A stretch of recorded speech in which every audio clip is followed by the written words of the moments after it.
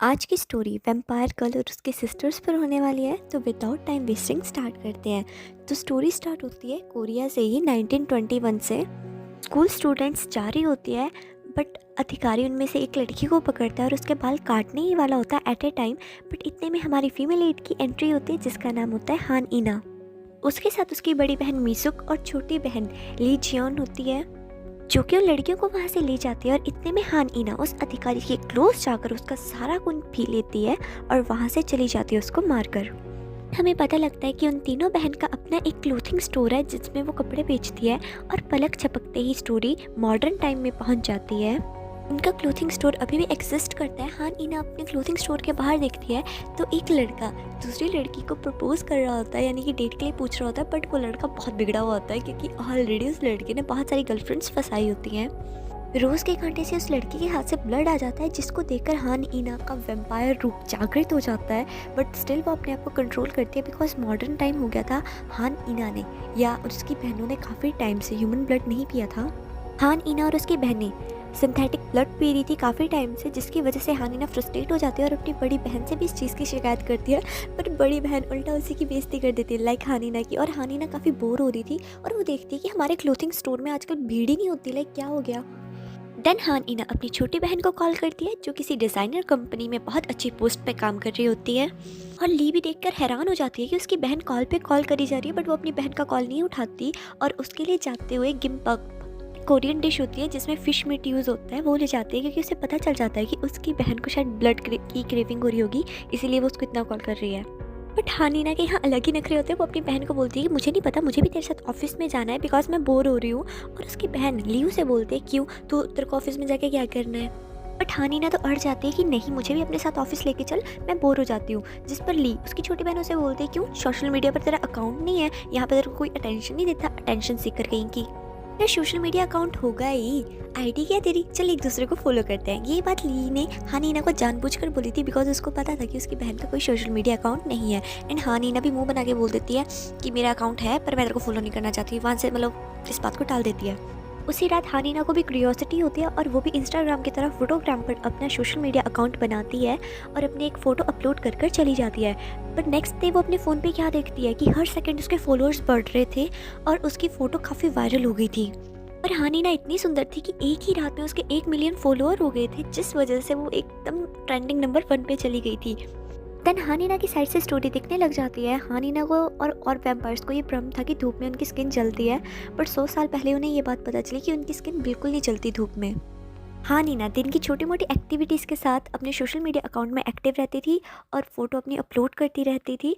और हानिना अब तो अपने फ़ोन में टोटली बिजी रहती थी अपने सोशल मीडिया अकाउंट के साथ।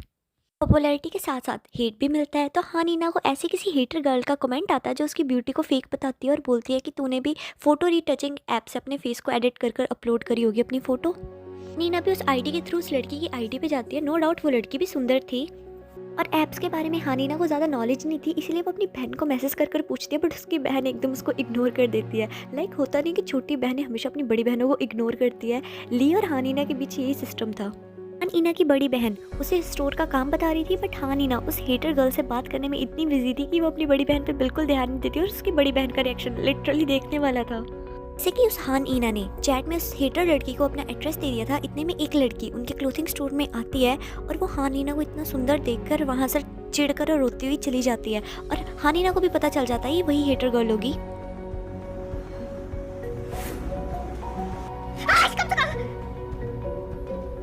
वो डर जाती है और वो हानिना को बोलने लग जाती है कि कोई लड़की विदाउट फिल्टर इतनी सुंदर कैसे लग सकती है। जिस पर हानिना एकदम कॉन्फिडेंटली बोलती है बिकॉज मैं ह्यूमन हुई ही नहीं। और जिस पर वो हेटर गर्ल बोलती है ऐसा तो मत बोलना। हानिना उस लड़की को पूछती है कि मैंने जैसी तेरी फोटोज देखी थी तो वैसी तो बिल्कुल नहीं लग रही, क्या तूने फोटो रिटचिंग ऐप यूज़ करी है। जिसको सुनकर वो लड़की एकदम से चिढ़ने लग जाती है और हानिना उस पर गुस्सा कर जाती है कि प्रॉब्लम क्या है, क्यों चिड़ी हुई है मेरे से। सीन में वो हेटर गर्ल उन्हीं के स्टोर पे बैठी होती है और वो अपनी स्टोरी बताती है कि मुझे शुरू से लगता था कि मैं एक एवरेज लड़की हूँ, मैं ज़्यादा सुंदर लड़की नहीं हूँ। मैं सोशल मीडिया पर अपनी फ़ोटो अपलोड करती थी बट कोई इतना मतलब खास ध्यान नहीं देता था। पर एक बार मैंने रीटचिंग ऐप का यूज़ कर कर अपनी फ़ोटो अपलोड करी तो लोगों का रिएक्शन एकदम अलग था। उन्होंने मेरे को काफ़ी सुंदर बोला, इसीलिए मैं उस ऐप का यूज़ करने लगी। बट एक बार मैं अपनी फ्रेंड से मिली तो उसने मेरे साथ एक सेल्फी ली और उसको अपलोड कर दिया।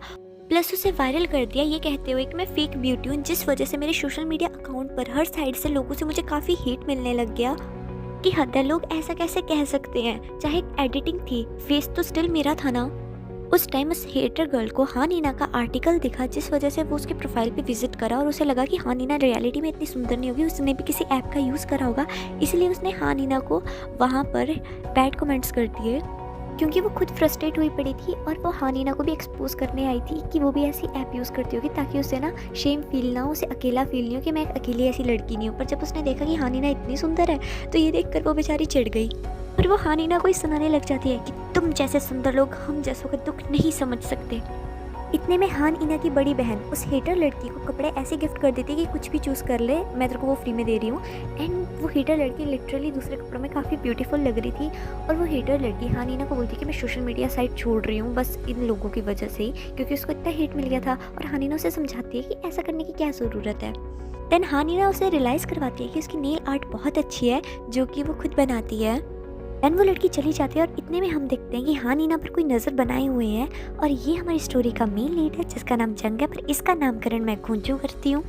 देन 2004 का एक टाइम दिखाया जाता है जिसमें छोटा बच्चा बाहर बैठा होता है और हाँ नीना उसके पास आती है, ओए बहती नाक वाले यहाँ पर बैठकर क्या कर रहा है, रेमन खाएगा। और जिस पर वो छोटा बच्चा उसको धमकाने लग जाता है कि पुलिस को कॉल कर दूंगा, पर अगले ही पल वो रेमन खा रहा होता है, अरे वही मैगी जैसा। हाँ नीना उस छोटे लड़के को डराने लग जाती है कि तू यहाँ पे बैठा होता है, अगर मैं तेरे को मार पीट के किडनैप कर लूँ और तेरा खून निकल रहा हो तो लाइक कैसा होगा। लाइक उसको डरा रही होती है, बट वो लड़का डरता नहीं और उसका एज और नाम पूछता है, जिस पर हाँ नीना हंसने लग जाती है। और स्टोरी प्रेजेंट टाइम में शिफ्ट होती है और हमें समझ आ जाता है वो छोटा लड़का और कोई नहीं घुंचू होगा। और घुंचू एकदम से स्टोर में एंट्री करने वाला होता है कि बड़ी दीदी स्टोर क्लोज कर देती है और वो घुंचू की शक्ल देखकर काफ़ी सरप्राइज हो जाती है। ये बात हमें आगे पता चलेगी कि क्यों। घुंचू घर आकर हाँ नीना के बारे में पता करने लग जाता है सोशल मीडिया पर, बिकॉज हाँ नीना जैसी लड़की उसे बचपन में मिली थी। अब उसे कंफर्म नहीं हो रहा था कि वो सेम ही पर्सन है या सिमिलर पर्सन है, इसीलिए वो उसके बारे में सर्च कर रहा था कि कोई बंदा इतने टाइम तक इतना यंग कैसे दिख सकता है। हेटर गर्ल ने भी अपने टैलेंट के अकॉर्डिंग अपना न्यू अकाउंट बना दिया था सोशल मीडिया पर और हाँ नीना इतनी फेमस हो गई थी कि लोग उसके स्टोर तक आते थे उससे मिलने के लिए, उसे फ़ोटो क्लिक करवाने के लिए, और देखते ही देखते उनके क्लोथिंग स्टोर पर बहुत भीड़ हो जाती है इंसानों की। इतने सारे लोगों को स्टोर पे देखकर बड़ी बहन का तो सिर दर्द हो जाता था, बिकॉज उन्हें तो इंसानों से एलर्जी थी और वो अपना काम छोड़कर अपनी छोटी बहन ली को बोलते कि दुकान संभाल, मैं तो जा रही हूँ। और जिस पर ली बेचारी चिल्लाती रह जाती है, मुझे तो काम पे भी जाना है। हाँ नीना की साइड से स्टोरी दिखाई जाती है, उस हेटर लड़की ने हाँ नीना के नेल्स पर भी नेल आर्ट करी थी और जिन फ्लावर्स को देखकर हाँ नीना को अपना पास्ट याद आता है कि उसको ऐसे फ्लावर्स एक लड़के ने दिए थे जिसकी शक्ल सेम टू सेम घुंचू से मिलती थी, एंड वो और कोई नहीं हाँ नीना का लवर था, जो कि हाँ नीना को फ्लावर्स ये कहते हुए देता है कि मुझे इसका कलर अच्छा लगा, मैंने तो तेरे को ये दिया इसलिए मैं रोज़ नहीं लाया। उस घुंचू जैसी शक्ल वाले को तो पता था कि हाँ नीना वैम्पायर है, जिस वजह से वो उससे पूछता है क्या मैं तेरा 925वां लवर हूँ, जिस पर हाँ नीना बोलती है कि लड़की प्रेजेंट टाइम में जिस लड़की के साथ होती है वही उसका फर्स्ट लव जैसा होता है, जिस पर वो घुंचू जैसी शक्ल का उसको रोकते बोलता है कि मुझे तो नहीं पता बट मेरा फर्स्ट लव तुम ही हो। यहाँ पर बिग दी पार्ट टाइमर के लिए नोटिस लगा देती है, जिसे और कोई नहीं घुंचू और लेता है और दीदी के पास चला जाता है और अपना फेस कवर कर रहा होता है। बट बिग दी उसकी कैप उठाकर एक ही सांस में उससे इतने सारे क्वेश्चन पूछती है और सारे क्वेश्चंस का घुंचू बहुत अच्छे से आंसर करता है और बिग दी उसको कल से नौकरी पर आने का बोलता है। और यहाँ पर घुंचू हाँ नीना को ढूंढने की कोशिश कर रहा था, पर बिग दी उसे भगा देती है कि कल का बोलना है आने का। उसके जाने के बाद बिग दी ली को पूछती है कि पुनर्जन्म पे तू यकीन करती है, लाइक कोई इसे देखकर बेहोश होने वाला है। यहाँ पर बिग दी हाँ नीना की बात कर रहे होते हैं और यहाँ पर हाँ नीना नेक्स्ट डे जैसे उस घुंचू को देखती है, हाँ नीना एकदम शॉक हो जाती है लिटरली। अब उस घुंचू को भी क्यूरियोसिटी थी कि हाँ नीना इन रियलिटी है कौन, और हाँ नीना यहाँ पर अपने पास टाइम में चली जाती है जहाँ पर वो अपने लवर की एक मेमोरी को याद कर रही होती है। स्टोरी प्रेजेंट में शिफ्ट होती है और हाँ नीना जब घुंचू को देखती है तो उसके नए नक्श, इवन उसकी आवाज़ उसके 100 साल पहले वाले लवर से एक्जैक्ट सेम मिल रही थी। हाँ नीना अब मन में बोलती कि मैं इसे मार दूँ। हाँ नीना के दिल में अपने लवर के लिए नफरत क्यों थी, ये हमें आगे स्टोरी में पता चल जाएगा।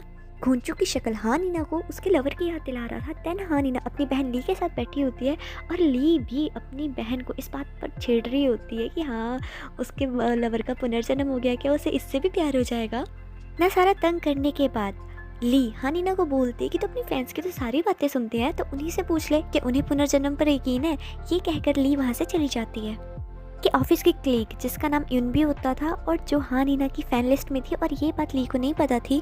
और यूनबी यहाँ हानिना को बोलती है कि मैं अपनी सीनियर से दुखी हुई पड़ी हुई हूँ बिकॉज वो मेरे को डांटती रहती है। एक्चुअली यूनबी थोड़ा काम में स्लो थी, जिस वजह से ली उसको थोड़ा बहुत डांट डपट देती थी। और यहाँ पर यूनबी ली को मारने का प्लान पूछ रही थी हानिना से, लाइक उसी की बहन से ही। हानिना को भी पता नहीं होता कि उसकी फ़ैन उसी की बहन को तंग करने के लिए उसी से टिप्स मांग रही है। और नेक्स्ट डे यून भी हानिना के कहने पर उसके कीबोर्ड से 2 लेटर्स चुरा लेती है, जिस वजह से ली को नेक्स्ट डे काम करने में बहुत तकलीफ होती है। अरे फ्रस्ट्रेट हो ही जाता है बंदा। हानिना भी अपनी बड़ी बहन को बोलती है कि उस खुंचू को फायर करो, बट उसकी बड़ी बहन एकदम से मना कर देती है। क्यों? उसकी शक्ल देखो, तेरे को अपने पास लवर की ज़्यादा ही याद आ रही है। जिसे देखकर हानिना आगे कुछ बोल ही नहीं पाती और इतने में खुंचू की एंट्री होती है। और हानिना सोचती है क्या वो उसको स्मेल करके पता कर ले कि वो उसके मतलब लवर का ही पुनर्जन्म है। इन भी हानिना को थैंक यू कर रही होती है बिकॉज अपने सीनियर को उसके अकॉर्डिंग तंग करके उसे थोड़ी सी संतुष्टि मिली होती है। इतने में ली की एंट्री होती है और वो हानिना से पूछती है कि तू क्या कर रही है, और हानिना उसे बताती है मेरे फ़ैन की सीनियर ना बुरी सी है, इसलिए उसको सबक सिखा रहे हैं। जिस पर ली अपनी तारीफ़ करने लग जाती है कि मैं बुरी सीनियर तो बिल्कुल भी नहीं हूँ, ऑफिस वर्क करना तो कितना मुश्किल है, तूने तो बाहर जाकर कभी काम ही नहीं करा। जिस पर हानिना बोलती है भूल गई, मैंने होटल भी तो चलाया था। जिसको सुनकर ली बोलती है अच्छा, उसको अच्छी तरह बर्बाद भी तूने करा था। और ये सुनकर हानिना कुछ नहीं बोल पाती। और उस टाइम घुंचू भी वहाँ था और हानिना घुंचू की तरफ देखकर उसे एक मेमोरी याद आती है। इसमें उसका लवर उसकी फ़ोटो क्लिक कर रहा होता है और साथ में वो हानिना से पूछता है कि अगर उसका अगला जन्म हुआ तो वो क्या बनना चाहेगी। जिस पर हानिना बोलती है एकदम रिच बंदा बनना चाहूँगी। और हानिना यही बात अपने लवर से पूछती है और उसका लवर बोलता है कि मैं इंसान तो नहीं बनना चाहूँगा, पर मैं एक पंछी बनना चाहूँगा जो बिल्कुल आज़ाद होता है, हर टेंशन से फ्री। नेक्स्ट डे खुंचू हानिना को वही फ्लावर देता है, वही लाइन बोलते हुए कि इसका कलर मेरे को अच्छा लगा तब ये फ्लावर मैं आपके लिए ले आया। और ये सुनकर हानिना को गुस्सा आ जाता है, बट वो स्टिल वो फ्लावर उससे ले लेती है। और यहाँ से हमें खुंचू की साइड से सीन दिखाया जाता है। 7 दिन हो गए उसे यहाँ काम करते हुए और जब से वो यहाँ पर आया है वो हानिना को ऑब्जर्व कर रहा है। खुंचू बिग दी से हानिना की एज पूछता है, जिस पर बिग दी उसे ये कहते हुए चुप करवा देती है कि वो तुझसे बहुत बड़ी है, इसलिए अपनी एज वाली लड़कियों को ही डेट कर।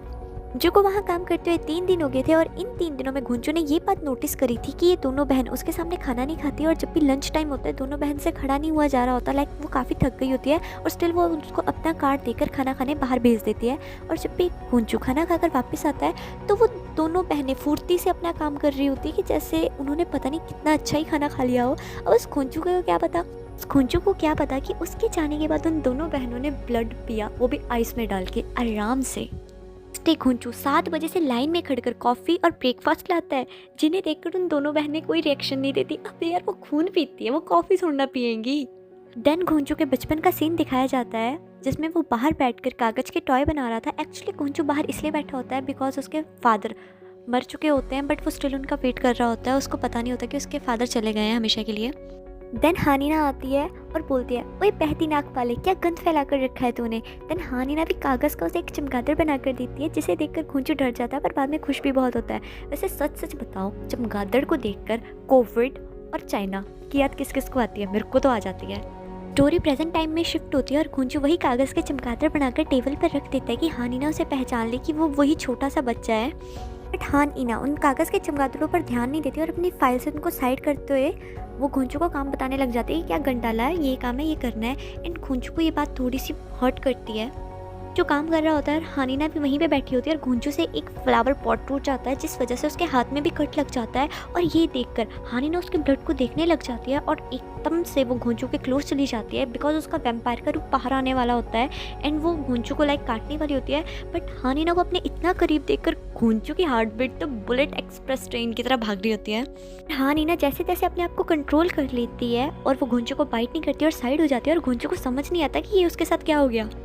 घर आकर घुंचू हानिना के बारे में इन्फॉर्मेशन इकट्ठी करने लग जाता है, लाइक उसके क्लोथिंग स्टोर के बारे में। और हानिना ने एक बार होटल की बात करी थी तो वो उस होटल का नेम भी सर्च करता है और 1943 में उसको हानिना की फ़ोटो मिल जाती है और एक उसको 1971 की फ़ोटो मिलती है जब क्या कहते हैं हानिना का चालान कटा था। मतलब ऐसी फ़ोटोज़ उसको हानिना की काफ़ी मिलती है अलग अलग सन की, जो कि इंटरनेट पर अब तक अवेलेबल थी। घुमा फिराकर घुंचू इस नतीजे पर पहुंचता है कि हानिना टाइम ट्रैवलर है, तभी वो इतनी यंग है और अलग अलग सन में उसकी फ़ोटोज़ हैं। बेचारे को क्या पता, वो तो वैम्पायर है। बैंग। हाय फैमिली, तो आपको कैसी लग रही है ये वैम्पायर गर्ल की लव स्टोरी? और ये घुंचू पागल कहीं का उसको टाइम ट्रैवलर समझ रहा है, लाइक लिटरली घुंचू है। इसका बस एक लास्ट पार्ट रह गया है, अगर आप चाहते हो वो मैं कल के कल ही अपलोड कर दूँ, तो टारगेट 50 स्माइलीज़ है, उसको जल्दी जल्दी कंप्लीट करो। Okay, bye bye.